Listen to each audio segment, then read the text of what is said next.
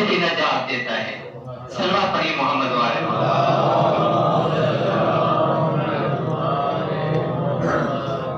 عزیزان، جو زندگیاں بغیر تقویٰ کے گزر جائیں وہ زندگیاں انسانی زندگیاں نہیں بلکہ حیوانی زندگیاں ہیں. یہ ہمیں امام المتقین نے درس دیا ہے، کیونکہ ہمارے ائمہ معصومین جب بھی کبھی کسی گمراہ کو دیکھتے تھے تو بہت پریشان ہوتے تھے. ہم میں سے کسی کے پاس مال نہ ہو پریشان ہوتا ہے، کسی کے گھر میں کھانا نہ ہو تو پریشان ہوتا ہے، لیکن یہ پریشانیاں ہمارے ائمہ کی نہیں تھی.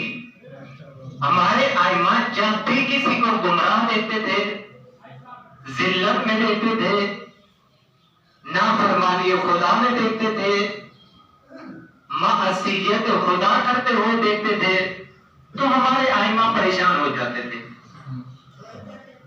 اور ہمارے ہر ائمہ نے اپنے اپنے دور میں اپنے اپنے معاشرہ کے لوگوں کی اصلاح کے لیے قدم اٹھائے ہیں.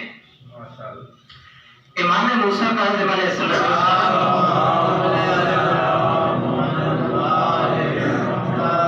امام کا ایک مرتبہ بغداد کے بازار سے گزر ہوا، کیونکہ چند دن پہلے امام کی شہادت تھی. تو امام علیہ السلام ایک گلی کے اندر سے گزر رہے تھے تو اچانک امام کے کانوں پہ گانے کی آواز ہے.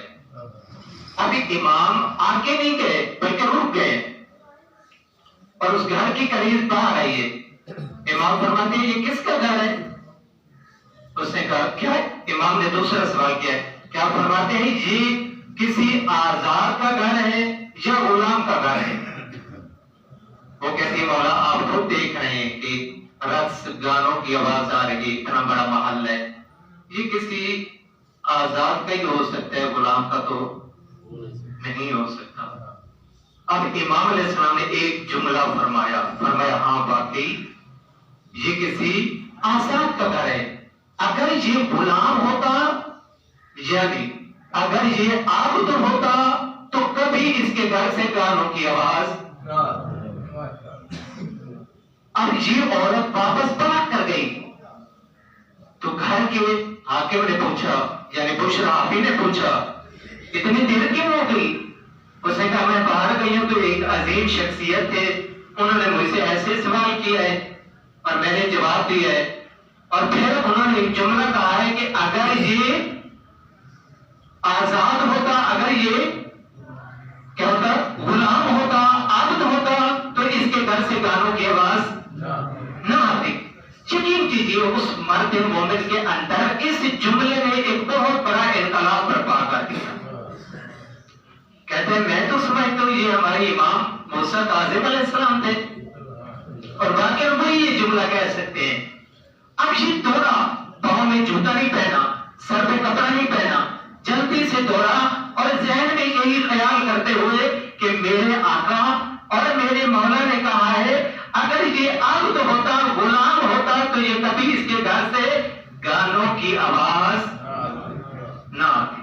جلدی سے گیا، امام کے قدموں پہ ہاتھ رکھا اور کہا مولا آج مجھے معاف کر دو، آئندہ مجھ سے اس طرح گستاخی.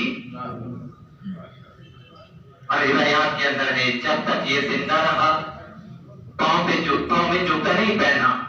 کسی نے کہا جوتا کیوں نہیں پہنتے؟ کہا جب میں اپنے آقا کے پاس معافی مانگنے گیا تھا تو میں نے پاؤں میں جوتا نہیں پہنا تھا. عزیزان بزرگان، ہمارے ائمہ ہم سے کوئی تقاضا کرتے ہیں، وہ تقاضا یہ کرتے ہیں کہ ہمارے ماننے والے ہمارے مطیع ہوں، ہمارے خدا کے فرما بردار ہوں. کیونکہ آج بھی ہم جس امام کے ظہور کا انتظار کر رہے ہیں وہ پتہ غیبت میں ہے، اور امام کے ظہور میں تاخیر کا سبب ماننے والوں کی نافرمانی ہے. کیونکہ امام فرماتے ہیں اگر ہمارے ماننے والے آمادہ ہوتے، تیار ہوتے تو کبھی ہم تاخیر نہ کرتے. کیونکہ امام جب بھی اپنے ماننے والوں کا کوئی گناہ دیکھتے ہیں، کیونکہ روایات کے اندر ہے ہمارے ائمہ معصومین کے پاس خصوصاً رسول خدا صلی اللہ علیہ وآلہ وسلم اور ہمارے